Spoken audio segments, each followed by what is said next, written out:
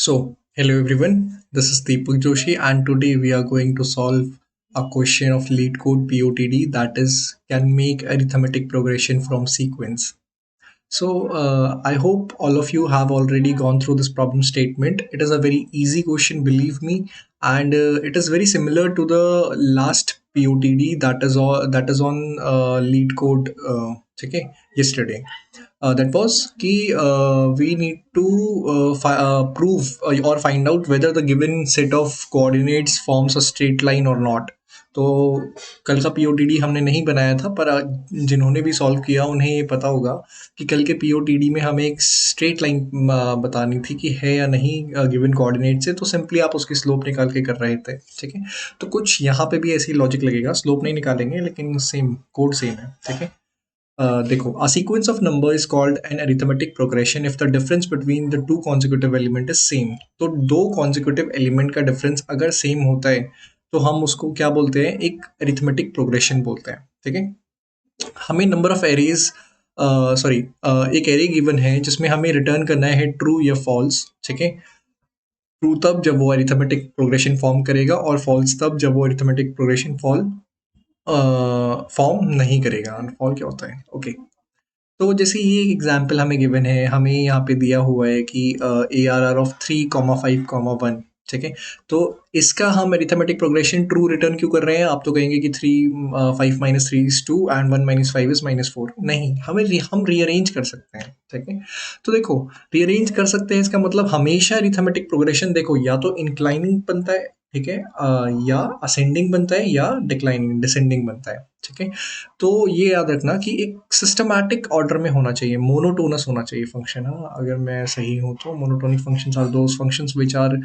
Either continuously increasing और either continuously decreasing. Okay, तो ऐसा होना चाहिए, अगर मैं गलत नहीं हूँ तो। ठीक है, लेकिन एक अरिथमेटिक प्रोग्रेशन तभी बनेगा या तो फंक्शन इंक्रीज हो या डिक्रीज हो, वरना कॉमन डिफरेंस गलत हो जाएगा।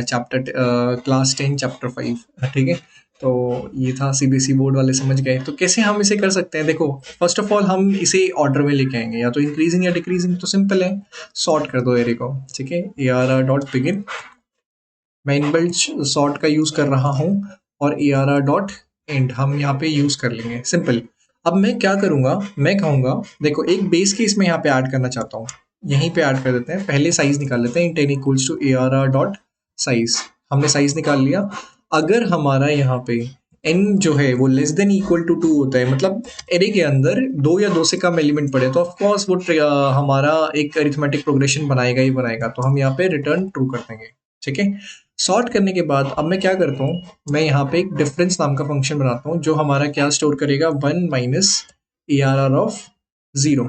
ठीक है, ये बेसिकली क्या कर रहा है कि जो भी हमारा सॉर्टेड एरे आ रहा है, जैसे फॉर एग्जाम्पल के लिए मैं 1 2 4 उठा लेता हूँ। ठीक है, अगर हम यहाँ पे बात करें इस वाले एरे की, 1 2 और 4 की। ठीक है, तो 1 to 4 तो पहले से सॉर्टेड है, इसको नहीं उठाते। लेट से मैं 45 85 और 13 ले लेता हूँ। तो मैं अगर इनको सॉर्ट करूँ तो इट विल बी 13 45 एंड 85। ठीक है, ये हमारा सॉर्टेड आ गया। तो अब मैं क्या कर रहा हूँ, मैं एक्चुअली में 45 माइनस 13 कर रहा हूँ, ताकि मेरे को एक डिफरेंस मिल जाए स्टार्टिंग का। ठीक है, स्टार्टिंग का कॉमन डिफरेंस मिल जाए। अब इसके बाद मैं क्या करूँगा, मैं यहाँ पे एक फॉर लूप चलाऊंगा, जो कि स्टार्ट होगा हमारे इंडेक्स 2 से।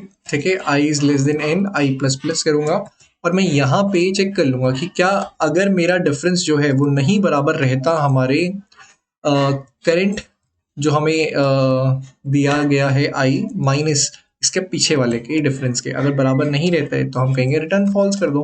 ठीक है, सिंपल। और अगर ये पूरा फॉर लूप चल जाता है और कहीं भी रिटर्न फॉल्स नहीं होता, तो हम यहाँ पे कहेंगे कि रिटर्न ट्रू कर दो। ठीक है, ये हम सिंपली करने वाले हैं। तो हमारा ये रहेगा। ठीक है, आई होप ये रन हो। अगर नहीं रन होता है तो फिर देखते हैं हम और क्या इसमें कर सकते हैं। चलिए रन कोड करके देखते हैं।